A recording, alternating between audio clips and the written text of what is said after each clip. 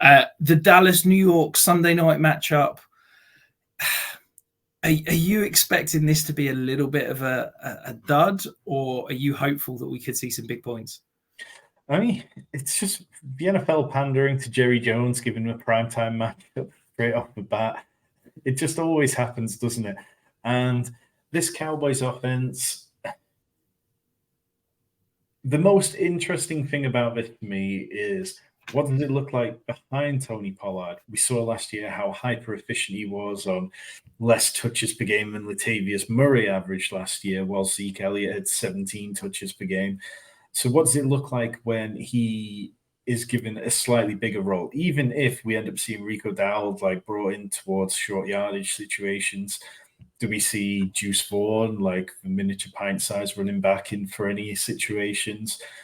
The Cowboys wide receiver 2 situation, though, is possibly even more interesting to me because I think that Michael Gallup has been undervalued this entire offseason. We have, ADP has assumed that Brandon Cooks is going to the moon and will have another great season when there's the possibility that he was actually just washed last year and isn't particularly great anymore.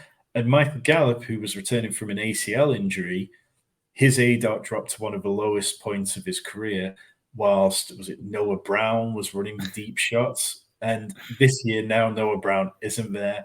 Now that Mike Gallup is a year further removed from the ACL, I'm expecting him to start seeing those kind of deep shots again, with Brandon Cooks taking some more of the line of scrimmage work.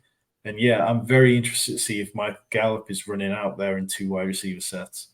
Yeah, I think that's one of my biggest takeaways this week is who's coming off the field when they go into those 21 and 12 personnel looks, because we know that Dallas is going to use them. And I really think that Michael Gallup, he's that X-receiver. We know that he's going to line up outside. He does the dirty work. He's not going to be your superstar X, but he's that X that can line up, run down the field, have those deep shots, but also do the dirty work. And I think that that's going to keep him on the field over someone like Brandon Cooks. And that's what, for me, gives him that sneaky upside. On the other side of the field, Tom, it feels like the Giants wide receiver room, we've had no clue what they're going to do all season. You know, they brought in 500 different slot receivers in the offseason. It feels like they forgot that someone has to line up outside. Is there anybody that you're potentially looking at as a startable option this week? Or is it a case of you need to see who's going to be on the field and who's going to get targets before you can put them in that lineup?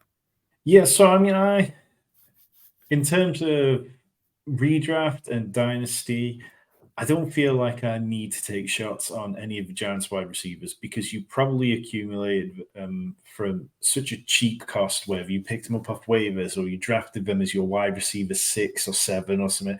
Or if you just drafted Jalen Hyatt in rookie drafts, you probably don't need him to come in and be a week 1 starter. So it's okay to take a look and wait on that situation.